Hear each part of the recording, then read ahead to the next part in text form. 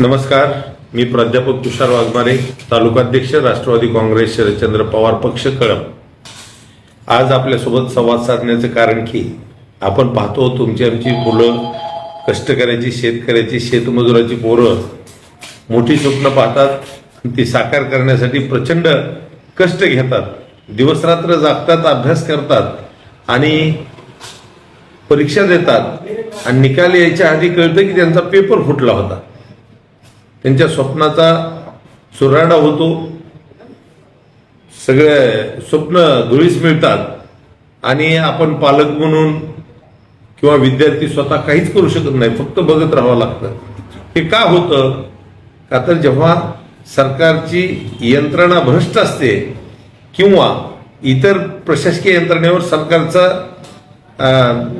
निगराणी नसते, त्यावेळेस असे प्रकार घडतात आणि हे वारंवार घडताना आपण पाहतो. पोलीस भरती असेल, शिक्षक भरती असेल, टीईटी असेल, नीट असेल, अशा वेगवेगळ्या परीक्षेमध्ये घोटाळे झालेले, पेपर फुटलेले आपण पाहिलेले आहेत. एमपीएससी, यूपीएससीचं सुद्धा बाहेर आले नाहीत म्हणजे घोटाळे झालेच नाहीत असं नाहीये. एवढं सगळं होतं म्हणजे तिथं सुद्धा होत असणार आहे. परंतु हे कुठंतरी थांबलं पाहिजे आणि जर थांबवायचं असेल तर ह्या होणाऱ्या अन्यायाविरुद्ध आपल्याला आवाज उठवावा लागेल.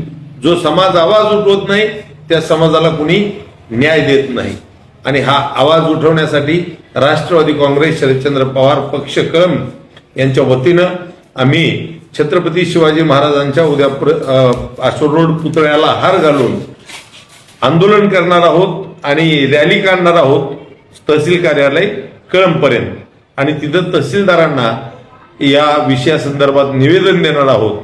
आपण विद्यार्थी असाल, विद्यार्थ्यांचे पालक असाल, भविष्यात आपला विद्यार्थी नीट देणार असेल किंवा एखाद्या नोकरीची परीक्षेची तयारी करत असेल तर आपण ह्या आंदोलनात सहभागी झालं पाहिजे. बरं, हा प्रश्न फक्त तुमच्या आमच्या मुलाचा नाही आहे. आजचा विद्यार्थी हेच या देशाचं भविष्य आहे. जर विद्यार्थी अडचणीत असेल तर देशाचं भविष्य अडचणीत आहे.